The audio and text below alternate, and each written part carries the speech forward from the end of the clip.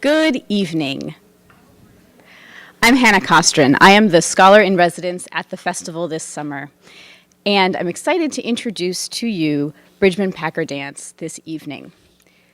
You are in for a visual feast that will challenge what you think you see. The first time I saw BridgmanPacker dance, my reaction to the multi-layered performance was an intrigued, "What's real?" Then I had a similar reaction as years ago when I learned about multi-track music recording. Wait a minute, there's only 2 people making this?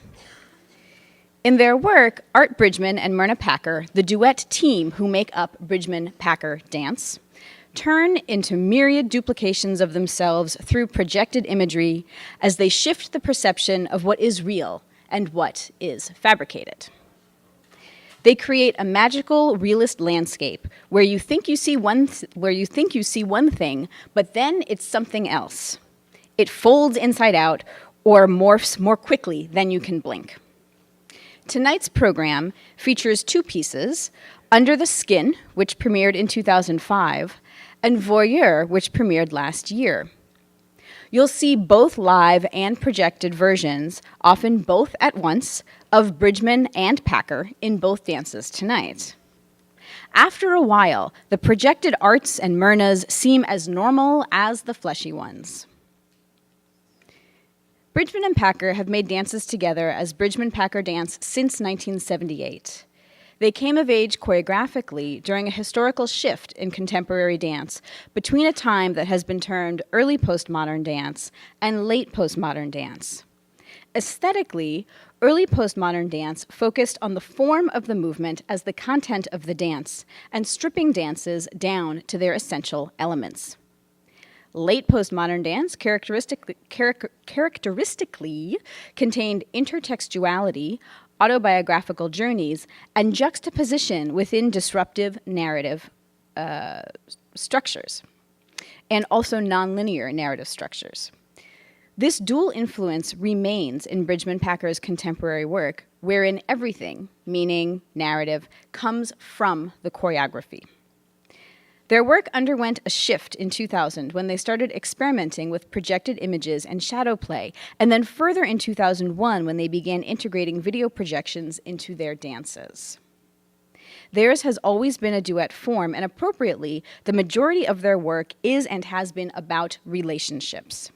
Similarly to currents running through the contemporary dance scene in the 1970s and the 2010s on both ends of their career, Bridgman and Packer are interested in generating a dance's content through its form. Many choreographers integrate some element of digital or projected technology into their work these days, or use computerized tools to create scores and environments for dances. This is not just a contemporary phenomenon, for as early as the turn of the 20th century, choreographers such as Loie Fuller brought together the interaction of light, projections, costume, and movement to give the illusion that she was a flower, ocean waves, or on fire. For Bridgman and Packer now, the choreography remains tantamount, and all of the elements, video projections, and other things occurring backstage have a choreographic reason for being. One of the things that I've been thinking about this week as I have prepared this talk is what it means to have a duet form. A duet is a physical, kinesthetic conversation between 2 dancers. For many years, the term pas de deux, which originated in ballet, literally meaning a step for 2 or a dance for 2, has been used to highlight some kind of relationship between the 2 dancers who are engaged in such a duet. Though the provenance of pas de deux as a dance term is from ballet and not contemporary dance, the idea of portraying a relationship or making meaning between 2 people on stage by having them dance together has carried over in contemporary dance. Last week, B.B. Miller Company presented one example of duet performance here, on this stage, wherein the dance's narrative depended on the relationship that built and played out between the performers. Tonight, too, the meaning emerges in Bridgman and Packer's dances through their onstage relationship or relationships with each other and with video projections. They present a variety of ways in which to interact on stage. They establish relationships such that when they are apart, A tension forms because we know that there is another half that is out there somewhere. They further expand the idea of a duet through their partnering with video projections. One of the things that draws me in as a viewer in BridgmanPacker's work is the marrying of choreographed movement with choreographed video projection. Bridgman and Packer engage in a creative process they term video partnering, which I wrote about further in the program notes, in which the projected video elements partner the choreography and expand the idea of a duet. Video partnering initially developed through Bridgman and Packer's work with physical partnering, a choreographic element that is central to their duet form. On one hand, I have a fascination with the hows. How do they do that? And at intermission, you will have the treat of being able to see what is inside this work and get inside the set and to see how it works. So you'll be able to answer this question of how do they do that? But then I sink deeper into the work and think about what else is at play in the layers of video and movement. As Bridgman and Packer become part of the scenery becomes part of the dance, and both are integral to the dance's meaning. Each dance tonight offers an angle to consider this idea of partnering. In Under the Skin, Bridgman and Packer offer up many ways of interacting with each other and with their avatar selves. The movement is based on social dancing, so partnering seems inherent, as they embrace and separate, throw and catch and jitterbug their way through Ken Field's musical score. The abstractions of themselves create a society of arts and myrnas that introduce the possibility of many partnerships or duets. The partnerships here extend to Ken Field's work as well, and the layers in this dance are not just what you see. Field is here playing saxophone live, and he weaves his live playing in with pre-recorded tracks to mirror or partner Bridgman and Packer's interplay of live and projected bodies. So interwoven throughout the piece are live and amplified music and live and projected bodies.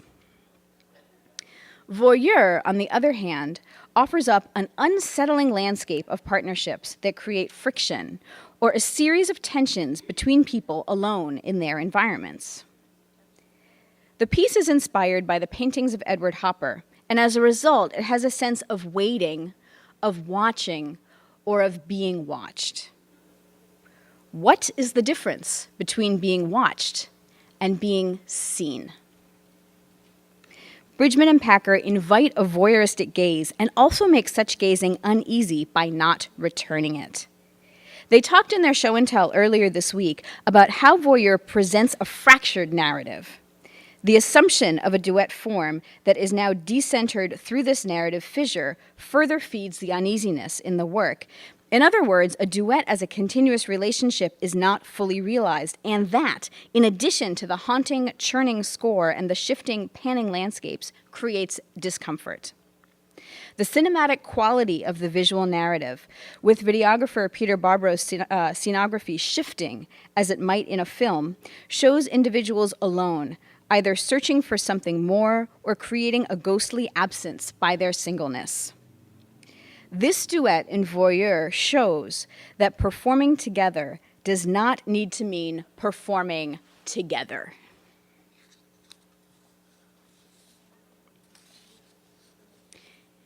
Even though the majority of the visual impact of BridgmanPacker's work comes from projections and digital technologies of many kinds, choreography of movement remains at the heart of this work, and it dictates the choreography of the projections and other technological elements.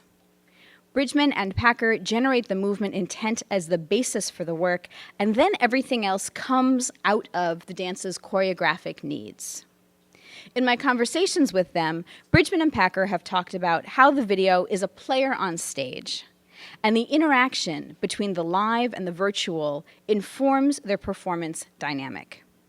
The duet, like the number of their multiple bodies in Under the Skin, expands exponentially.